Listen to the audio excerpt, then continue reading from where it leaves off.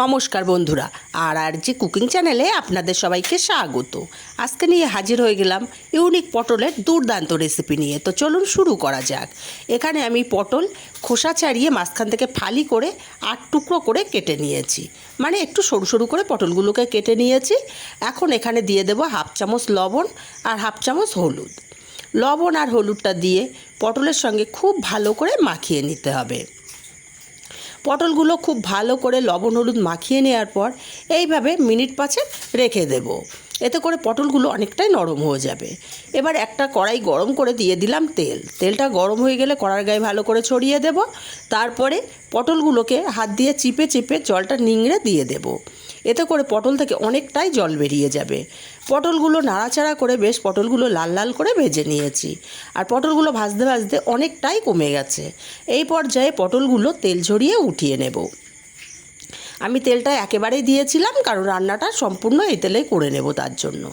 পটলগুলো উঠিয়ে নেওয়ার পরে এই তেলের মধ্যে ফোড়নে দেব হাফ চামচ গোটা জিরে, আর দিয়ে দেব কিছুটা গ্রেট করা রসুন। রসুনটাকে একটু লাল লাল করে ভেজে নিয়ে তারপর এখানে দিয়ে দেব লম্বা টুকরো করে কেটে রাখা আলু। আমি এখানে বড় সাইজের একটা আলু ব্যবহার করেছি।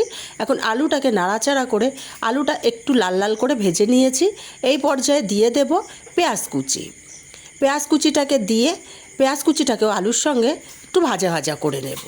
পেঁয়াজের যখন কালারটা চেঞ্জ হয়ে যাবে সেই পর্যায়ে দিয়ে দেব ভেজে রাখা পটলগুলো। ভেজে রাখা পটলগুলোকে দিয়ে খুব ভালো করে নাড়াচাড়া করে মিশিয়ে দেব। তারপর লো ফ্লেমে ঢাকা দিয়ে 2 মিনিট রান্না করে নেব। আর এই রান্নাটায় একটুও জলের ব্যবহার হবে না, লো ফ্লেমে ঢাকা দিয়ে দিয়ে রান্না করে নিতে হবে। 2 মিনিট পর ঢাকাটা খুলে নিয়েছি, আবারও একটু নাড়াচাড়া করে দেব। যেহেতু জল ব্যবহার হবে না, তাই বারবার ঢাকা খুলে নাড়াচাড়া করে দিতে হবে। এই পর্যায়ে দিয়ে দেব হাফ চামচ হলুদ, আর দেব স্বাদ মতো লবণ, আর দিয়ে দেবো সামান্য একটু গোলমরিচের গুঁড়ো আর কিছুটা চিলি ফ্লেক্স দিয়ে খুব ভালো করে নাড়াচাড়া করে সব কিছু মিশিয়ে নেব। খুব ভালো করে মেশানো হয়ে গেলে তারপর এখানে ঢাকা দিয়ে আমি আবারও লো ফ্লেমে 2 মিনিট রান্না করে নেব। 2 মিনিট পর ঢাকাটা খুলে নিলাম, আবারও একটু নাড়াচাড়া করে দেব, যাতে খেয়াল রাখতে হবে তলা থেকে না পুড়ে যায়, তাহলে রেসিপিটা খুবই বাজে হয়ে যাবে। আমার এখানে আলুটা আরেকটু সেদ্ধ হবে, তাই আমি আবারও কিছুক্ষণের জন্য ঢাকা দিয়ে দিচ্ছি। বন্ধুরা, এই রেসিপিটা কিন্তু গরম ভাত বা রুটি পরোটার সাথে দুর্দান্ত লাগে খেতে। আবারও 2 মিনিটের জন্য ঢাকা দিয়ে দিয়েছি। 2 মিনিট পর ঢাকাটা খুলে নিলাম।